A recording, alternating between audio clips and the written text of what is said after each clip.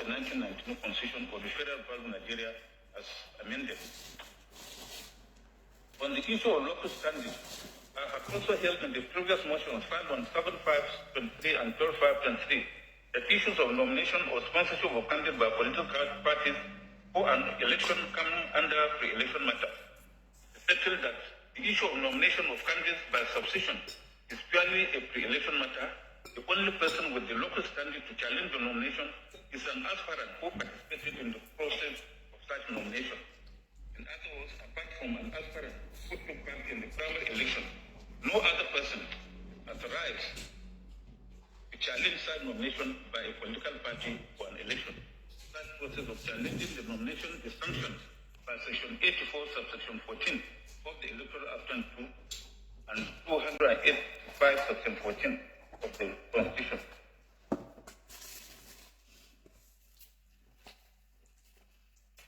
Ishin Kafi and another versus Abdul Aziz Ayari and Al Hassan another and Ishaku. It therefore follows that the course of action in this petition, which is rooted in the nomination or sponsor of the fourth respondent, is a pre-election matter.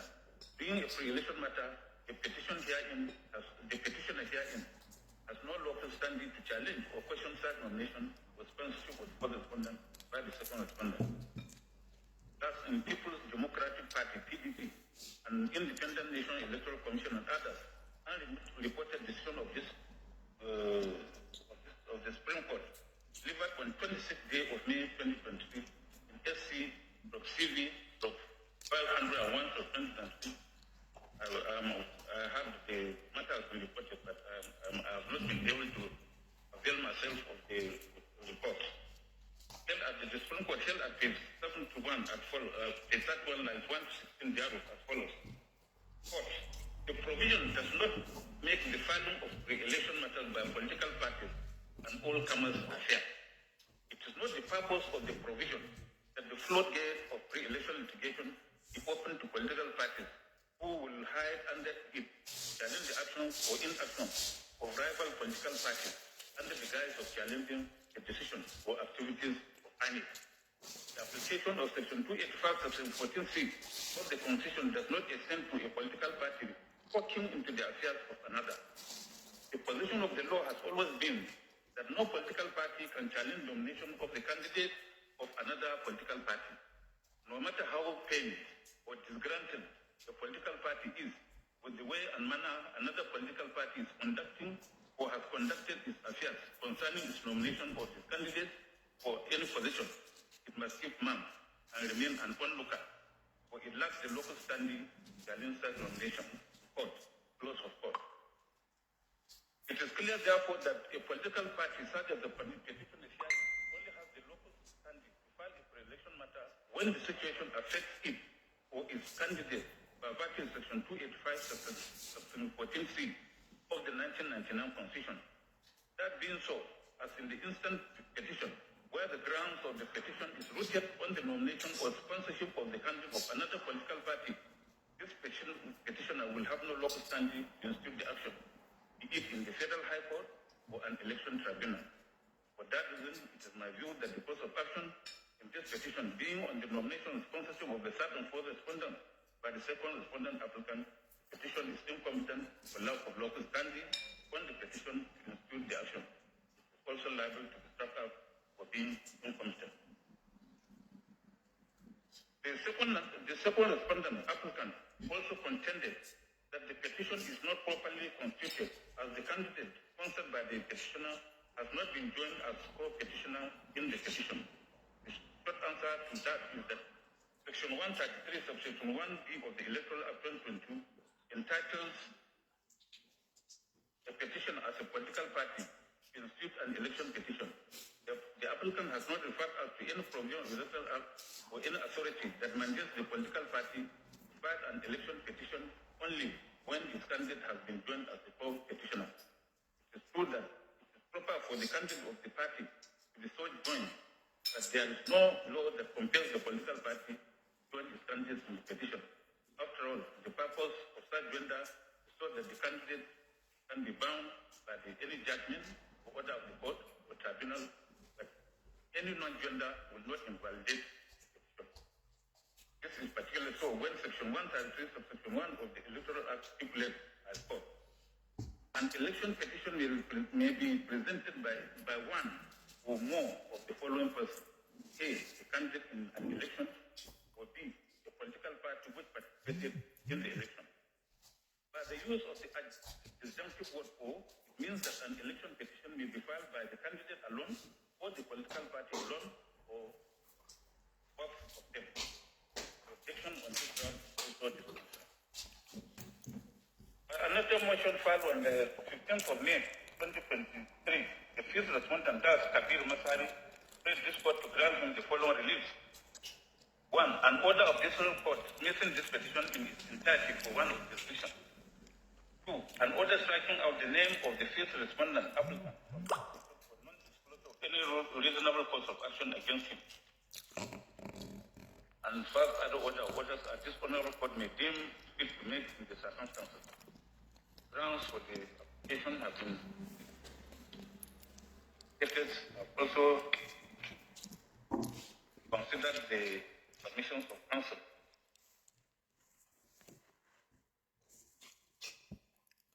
Section 133. Section 133 of the Electoral of Defense Persons who are necessary parties in an election petition. Generally, necessary respondents in an election petition are the persons whose election or return is complained of and the electoral bodies that conducted the election. This is Section 133, Subsection 2 and 3 of the Electoral Act 2022. Those are what are termed statutory respondents. It should be remembered that election petitions are sui generis.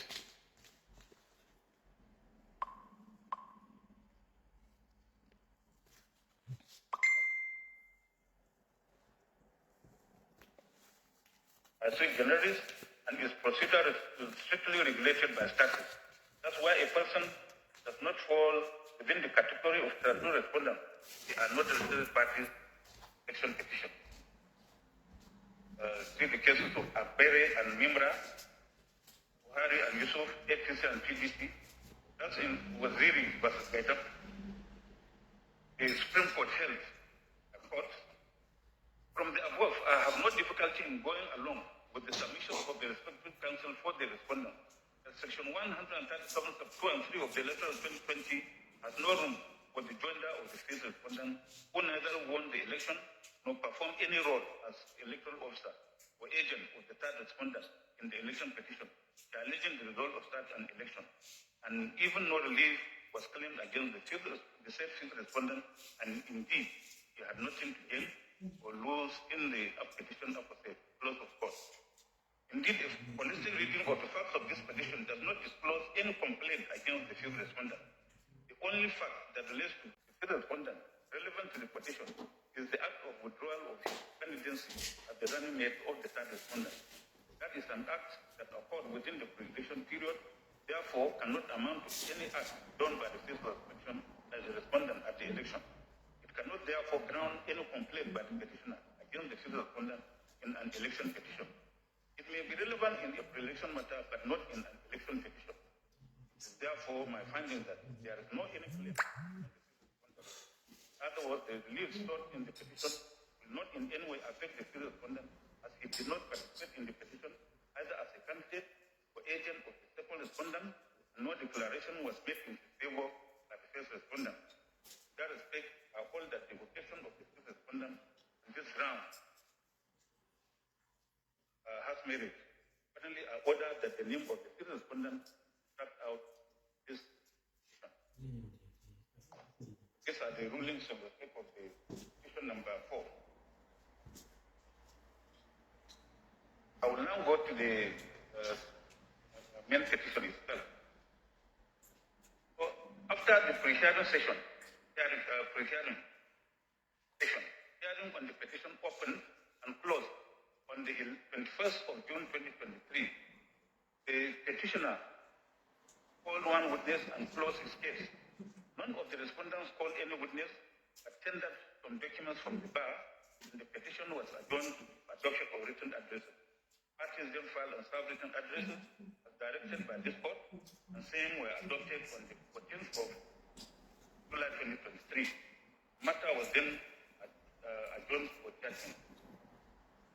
First respondent's written address was filed on the 30th of June 2023. Therein, 4 issues were raised for determination as follows. 1. Whether considering the facts of the petition and evidence laid thereon, the petitioner has the locus standi to question the nomination of the first respondent as a ground of challenging qualification and stand of the third respondent as the winner of the presidential election 26 February 2023. 2. Whether having regard to the facts pleaded and evidence laid thereon, vis-a-vis the provision of Section 1 and 4 subsection 3 of the Electoral Act 2022, and the issue of validity of the nomination of the first respondent as the vice president candidate of second respondent, validly raised as a ground for this honorable court, question or challenge the qualification and term of the third respondent as the winner of the presidential election 25th February 2023. Number 3, if the answer to not 2 is in the affirmative, whether having regard to the facts pleaded, the nomination of the first respondent as the vice president candidate of the second respondent is void, as to render the third respondent not qualified to contest the presidential election of 26 February 2023. 4. Whether considering the relief sought as per the petition approves no utilitarian benefit to the petitioner, petition not an abuse of court process. Well, to save time, all the other respondents filed briefs and raised issues. These issues have been used in this judgment, including the issue raised by the petitioner.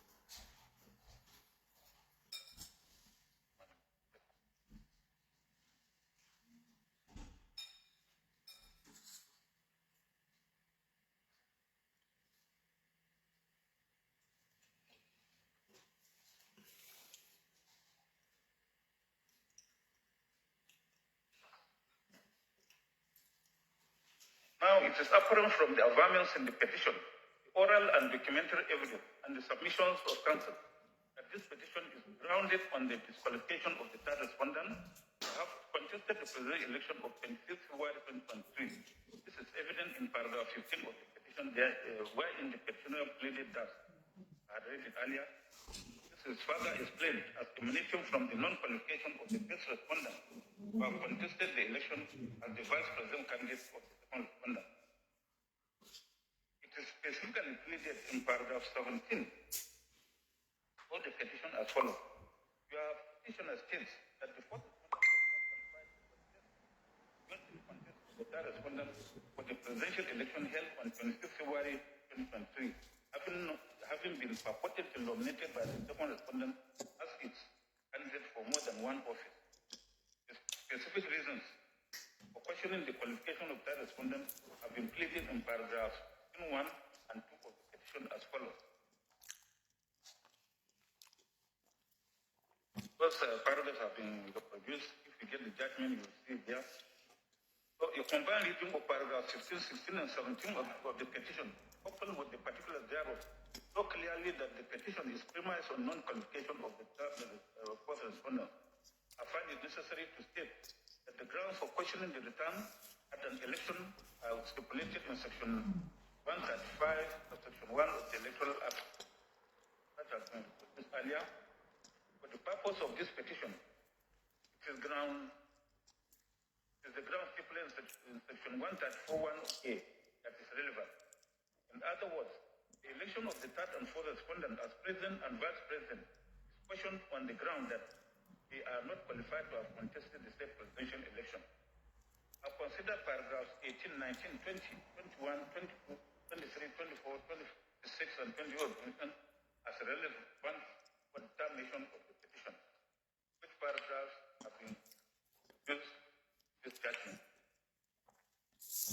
In response, the first respondent, that's INEC, filed a reply to the petition where it was averred in paragraphs 14, 15, and 16 of the first respondent reply to the petition as follows, which have also been produced. Second respondent respondent also filed a second respondent reply to the petition, also made their own amendments in paragraph 16, 17, 18, 19, 20, 21, 22, 23, 24, 25, 26, and 25, 29, which have been produced herein.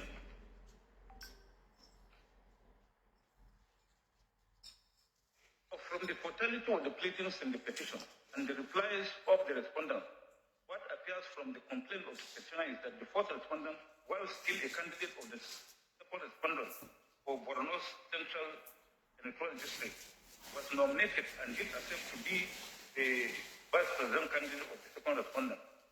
That this act violated the provision of Section 35 of the Electoral Act 2022 as it amounted to his double nomination.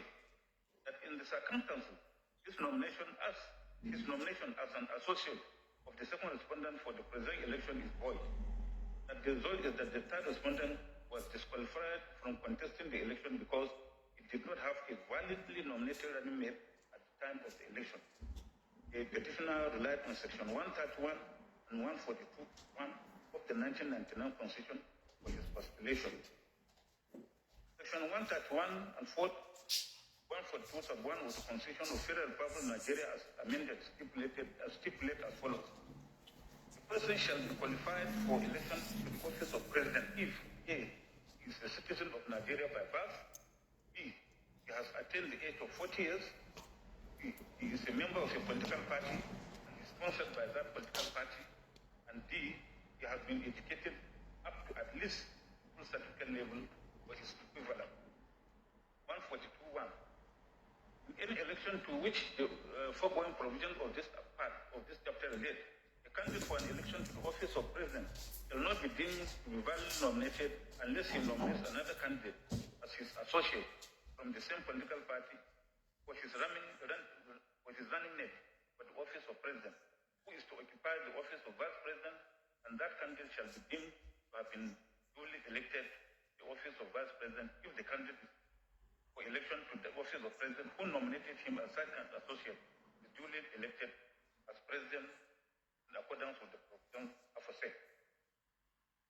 The general principles of interpretation of the Constitution, which is the supreme law of the land, is that mere technical rules of interpretation of statutes are to some extent be avoided in a way as not to defeat the principles of government. That's why the words used are clear and unambiguous. Literal interpretation should be applied. In the interpretation, therefore, the clause of the Constitution are to be accorded holistic interpretation so as to avoid ambiguity and arrive at the true intention of the legislature. The court must limit itself to the words used in the Constitution without resort to any external aid or materials.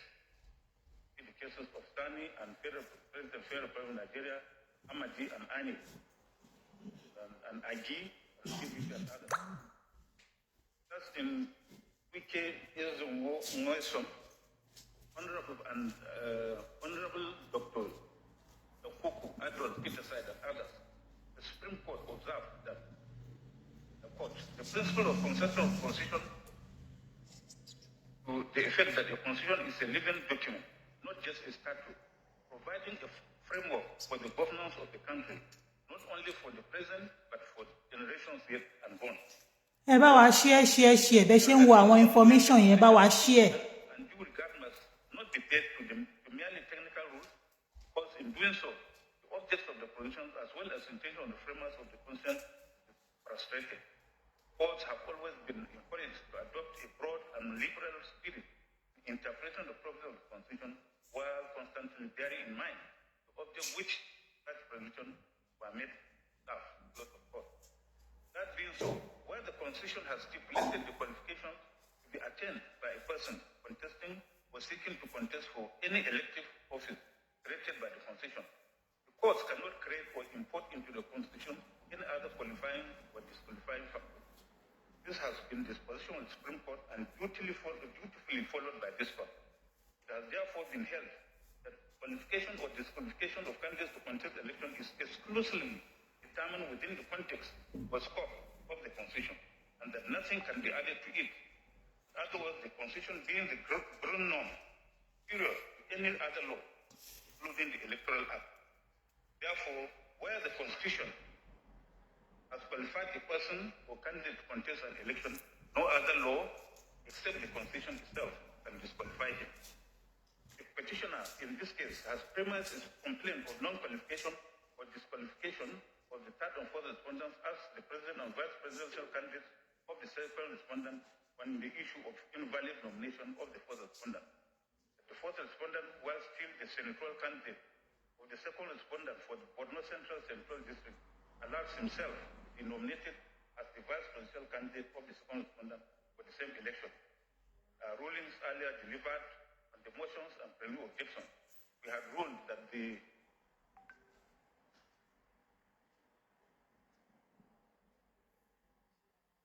petition grounded solely on the issue of invalid nomination or improper nomination is not a cognizable ground of disqualification under the Constitution. Otherwise, that the third respondent was not qualified to contest the presidential election because he nominated an associate whose nomination was invalid does not flow from any ground of disqualification of a candidate to the office of president as stipulated in section 131 and 137 of the 1999 Constitution. In the cases of Balewa and Mwazu and Paleke and Ani Azu versus Yoria, and in Shinkaki versus Yadi, the Supreme Court held that the Supreme Court has listed in section 182, very exhaustively all the issues that can qualify a person from contesting the office of governor of a state. From the record of this court, the facts have not disclosed any evidence to show that the first respondent was not qualified to contest elections into the office of governor of Zamfara State. It is my view that once a candidate sponsored by his political party has satisfied the provisions set out in Section 1 of the Constitution and is not qualified under Section 182 subsection 1 thereof, he is qualified to stand election to the office of governor of the state. No other law can qualify him. This authority can apply mutandis to Section 131 and 137 of the Electoral Act. It has not been contended by the petitioner that either the third or fourth respondent is trammeled by the provisions of Section 131 or 137 of the 1999 Constitution. The complaint of the petitioner rooted on nomination and sponsorship of third and fourth respondent will find accommodation in a pre-election dispute which the petitioner cannot even pursue, not being a member of the second respondent. This Section 84, Section 14 of the Electoral Act 2022 and 285, 14 of the Constitution. While I'm tempted to put an end to this petition at this stage, realizing that this court is not the final court on the matter, I'm constrained to look at the merits of the petition. As pointed out earlier in the course of this judgment, a complaint of the petitioner in this petition is that the third respondent was at the time of the presidential election held on 26th February 2022 not qualified to contest the election. This is because, according to the petitioner, the fourth respondent was not qualified to run on a joint ticket with him, that's third respondent, as the fourth respondent nomination was invalid for double nomination, which violates Section 55 of the Electoral Act 2022. As stated earlier, the petition contended that the fourth respondent was a candidate of the second respondent for the Borno Central District when the third respondent nominated him as his vice presidential candidate on the 14th July 2022. In other words, at the time the fourth respondent was nominated, he had accepted nomination as the vice presidential candidate for the second respondent, who was still a validly nominated senatorial candidate of the second respondent for Borno Central District. The petitioner then contended that the second respondent had earlier submitted the name of the third respondent together with that of the fifth respondent to Anik as his presidential and vice presidential candidate for the 25th February 2023 election.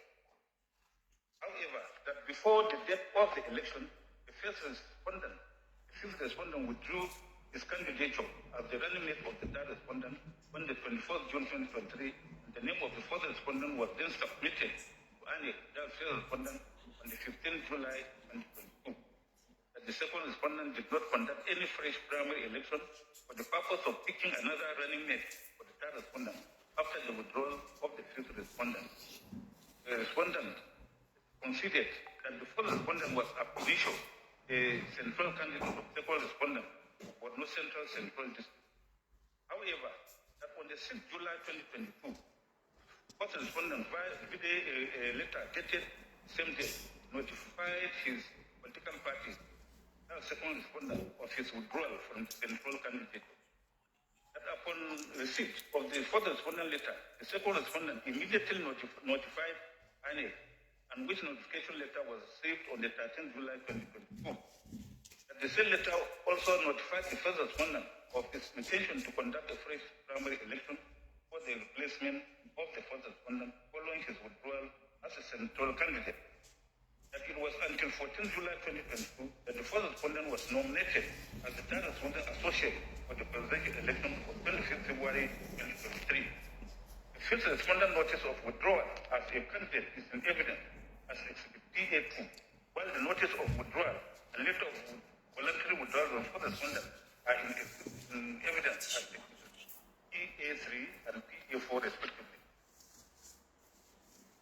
It will appear that the petitioner is the view that the fourth respondent was still the central candidate of the second respondent as at the 14th of July 2022, when the fourth respondent was nominated as the vice presidential candidate of the second respondent. bó ṣe ń lọ nílùú Àbújá òun lẹ ń wò yẹn bó ṣe ń dájọ́ presidential ẹ jọ̀wọ́ ẹ má ṣàlàyé bá wa pín o ẹ má bá wa pín. People's Democratic Party PDP versus ANIC that in the circumstances of the said judgment the Supreme Court constitute a total barem kata and binding on the parties in this petition.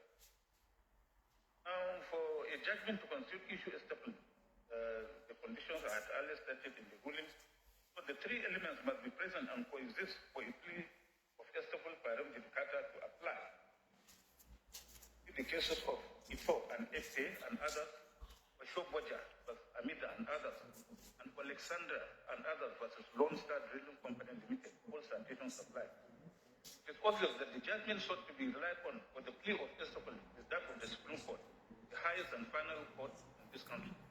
There is no doubt the decision was final, and the issue that was done by the Supreme Court is the same as in the present petition, with whether the fourth respondent breached Section 35 of the Electoral Act by allowing himself to be nominated in more than one constituency.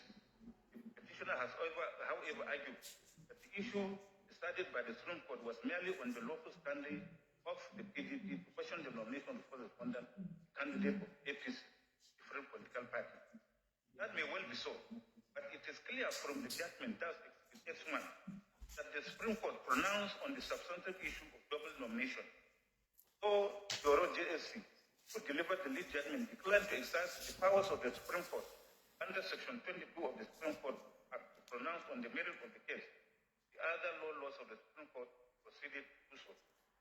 It is certain law that a contributory or concurrent judgment has equal weight as the lead judgment. It is part of the lead judgment and therefore has the same force and binding effect. The mere fact that a concurring or contributory judgment contains what is not in the lead judgment will not whittle down binding effect. That's in Olu Jabba and others versus Abdurrahim. My Lord Fadi JSC said, the concurrent judgment has equal weight with or as a lead judgment. A concurrent judgment complements, edifies, and adds to the lead judgment when the justice adds its certain fact aspects which the writer of the lead judgment did not remember to deal with. Insofar as the concurrent judgment performs same for all the above functions, it has equal force with or as the lead judgment, insofar as the principles of stare decisis concern. Now it is apparent that the parties in Exhibit H1, PDP and ANIC and other supra are not the same as in the present petition. The earlier decision, though, involved the first, second, and fourth respondent. The present petitioner was not a party in that case. That is why it was argued by the petitioner hearing that X1 are not operate as to stop it from litigating the issue of government nomination of the fourth respondent. The respondents have responded that the judgment in PDP and annex in S1, judgment in REM as opposed to judgment in personal. In law, a judgment in personal is a judgment against persons who are parties or privy to the particular suit proceeding alone. It is referred to as judgment inter partes. It is a judgment binding on the parties to the action alone. A judgment in REM, on the other hand, is a judgment that determines the status of a person or thing as distinct from the particular interest of a party to the litigation. It is referred to as judgment binding on the whole world. It is therefore binding not only on the parties to the dispute but even non-parties. Therefore, once the status of person or thing has been pronounced upon by a court of competent jurisdiction, no person is permitted to assert the contrary to what that court has decided. The Black's Law Dictionary, 11th edition at page 1008, Ooshanla was a Bolarinwa, Yanati, Petrochemical Limited, and EFCC. Then Ladi Jobi and others was Okuntayo and others, additional supply. It is no doubt that the judgment matter in PDP and INEC others S1 was in respect of the alleged double nomination of the first respondent of the vice president candidate of the second respondent in the 25th February 2023 presidential election. That is the same issue raised in this petition, as grounding the disqualification of the third and fourth respondent in this petition. Pronouncing on this issue in this case, in the conclusive judgment, my Lord Okoro JSC, who presided on the panel of the Supreme Court, held as follows: I quote, "There is no doubt that the fourth respondent was at the stage nominated as a candidate representing Borno Central District. But upon being weighted, he would pair with the third respondent as vice presidential candidate of second respondent, All Progressive Congress, APC, in the 26th February 2023 general election. He withdrew his candidature for the Senate before taking up the position of vice presidential candidate. Documents in the record attest to this fact. These are APC 1, APC 2, which were made on the 6th and 10th of July 2022 respectively. Those of course. After considering those documents, the Lordship concluded at page 7 of the concluding judgment that it is crystal clear that the two exhibits alluded to above, the fourth respondent did the needful by resigning his position as general candidate for Borno Central District since 6th July 2022, before being nominated by the third respondent to run alongside him as vice presidential candidate for All Progressive Congress. Lord Okoro went on to, after citing section 31 of the Electoral Act 2020, held at page 8 of his introductory judgment, I quote, "The above provision of the Electoral Act 2022 was duly complied with by the respondent. My well-considered opinion that as at the 6th of July 2020, having withdrawn nomination and personally served as the second respondent of the withdrawal of nomination of 6th July 2022, first respondent was no longer a candidate for the Borno Central District election, and his subsequent nomination as vice presidential candidate of the second respondent for the presidential election was not multiple nomination, as there was no longer a nomination for the first respondent since his withdrawal on the 6th of July 2022. I have also cited the elaborate petition of Lordship Hakim J.S.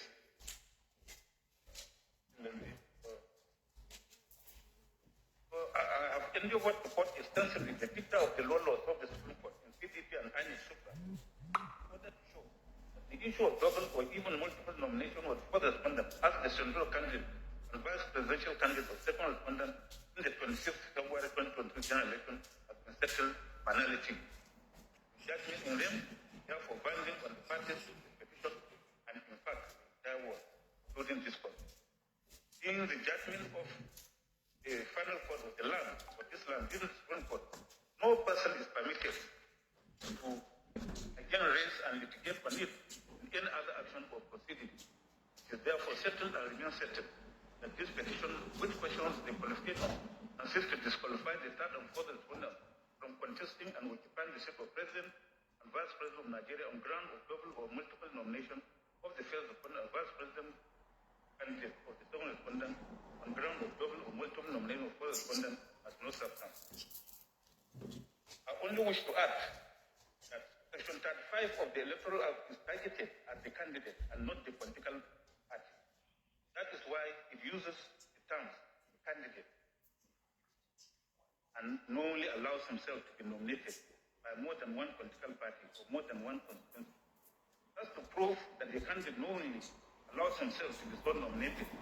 Both the intent and actual act of nomination, that is the mens rea and actual use of the act prohibited must prove the stipulation in the section being the penal provision. In the instant case, neither the intent nor the act of the correspondent will allow himself to be so nominated established. That's why His Lordship of whom he pays constitutional judgment, Exhibit X1, held as follows, I quote, by Section 31 of the Electoral Act, before the respondent is obliged to submit a notice of withdrawal right to his party, which he did, and then his party is to deliver that notice to the Commission not later than 90 days to the election. In view of the above stated position of the law and the facts of this case, there exists no animus or display of intention by the first respondent to stand as the nominated candidate of the second respondent for the vice presidential position and also the senator representing Borno Central District in the general election of February 2023. There cannot be any other interpretation in the circumstance unless there is clear intention to knowingly stand as a candidate for two elective posts, same election cycle. Kim JSC also contributed as follows. The manifest intention to relinquish the earlier nomination is therefore for the nomination of another person to replace him as the party's central candidate cannot be overlooked or disregarded. Simply isolate the assumed or purported should leave coexistence of the two nominations for treatment as multiple nominations without regard to the obvious intention of the first respondent not to be the party's candidate in elections in two constituencies against the legislative intent of Section 35 of the Electoral Act 2020. The sequence of the occurrence of the events is not what determines the existence of multiple nominations. It is the intention, design, or purpose to hold two or more nominations as candidates for election that shows that the person so nominated knowingly did so. The second respondent did not intend that the first respondent be its candidate for Borno Central election and his vice presidential candidate for the presiding election. The first respondent did not understand or know that she was so nominated. The word knowingly in Section 35 of the Electoral Act must be interpreted broadly to include all its literal meanings. Barton's legal thesaurus, fourth edition by William C. Barton at page 356, is defined to include advisedly, deliberately, designedly, intentionally, plannedly, pointedly, purposefully, with knowledge, etc. It is clear to me, therefore, that from the oral and documentary evidence adduced by the parties in this petition, the intention and fact of knowingly allowing himself to be nominated more than one constituency as alleged by the petitioner against the first respondent has not been established. In other words, both the mens rea and actus reus of the act prohibited by Section 35 of the Electoral Act 2020 are not established. One other aspect alleged by the petitioner on his claim of invalid nomination of the third and fourth respondent is that the second respondent did not comply with Section 33 of the Electoral Act in the nomination of the first respondent as vice presidential candidate. And after the withdrawal of the fifth respondent, second respondent should have conducted the first primary election within 14 days for the purpose of nominating a new vice presidential candidate. Now, Section 33 of the Electoral Act stipulates that the political party shall not be allowed to change or substitute its candidate whose name has been submitted under Section 29 of this Act, except in the case of death or withdrawal by a candidate, provided that in the case of such withdrawal or death of the candidate, the political party affected shall, within 14 days of the occurrence of the event, call a fresh primary election to produce and submit a fresh candidate commission for the election concerned. The interpretation of this provision does not, in my view, cause any difficulty as to require the application of any technical rule of construction. Therefore, a literal interpretation will suffice. therefore means that where a political party has submitted the name of a candidate pursuant to Section 29 of the Electoral Act, it cannot be allowed to substitute or change that candidate except in the event of death or withdrawal of that candidate. By the proviso thereto, the political party affected is enjoined to conduct a fresh primary election for the purpose of producing a new or fresh candidate to submit to the Electoral Commission. The grounds of the petitioner here is that the fifth respondent withdrew his nomination as vice presidential candidate of the second respondent, but the second respondent did not conduct another primary election for the purpose of producing a new vice presidential candidate within the 14 days prescribed by Section 30 of the Electoral Act. It should be remembered that by Section 142 subsection 1 of the 1999 Constitution, the presidential candidate for election to the office of president has the sole discretion, authority, or power of nominating his associate, who shall run with him in the election as vice president. The choice for nomination of vice presidential candidate is not the product of any primary election. Therefore, in my view, the requirement to conduct a fresh primary election does not apply to the nomination of the vice presidential candidate. Thus, my Lord of DJC alerted this point in one as follows. The fourth respondent was not required to buy any nomination form. He was the second respondent, APC's candidate, at the election into the office of Senator representing Borno Central District. But before the election could hold, he was nominated as the third respondent's associate, who is to occupy the office of vice president. The fourth respondent did not buy a nomination form for the said office, and most importantly, did not contest any primary election in order to emerge as APC's vice president candidate. The petitioner in paragraph 28.2 of his petition had averred and also contended in his final address there was a gap about 3 weeks between the period the fifth respondent expressed his intention to withdraw and his actual withdrawal of purported nomination, thereby invalidating the nomination of third respondent, because the candidate of the third respondent had lapsed and was no longer in a position to constitutionally terminate a running mate. This contention is, however, misconceived. There is nothing in the Constitution which robs a presidential candidate of his right to nominate his associate, who shall be his running mate for the office of president. There is also nothing that invalidates the nomination of a new associate by a presidential candidate as his running mate after the withdrawal of a previous associate, so long as the nomination of the new associate was submitted to the first respondent 90 days before the election as mandated by Section 31 of the Electoral Act 2022. This contention of the petitioner is therefore discountenanced. It is therefore my view that the position of the person as vice presidential candidate not being subject to primary election, the provision of Section 33 of the Electoral Act 2022 not apply. That note, I hereby hold that the petitioner failed to prove the lone ground of his petition to the effect that the third and fourth respondents were not qualified to contest the election held on 25th February 2023 for the reason of double nomination. Having resolved the sole issue of this petition against the petitioner, this petition held to be devoid of any merit.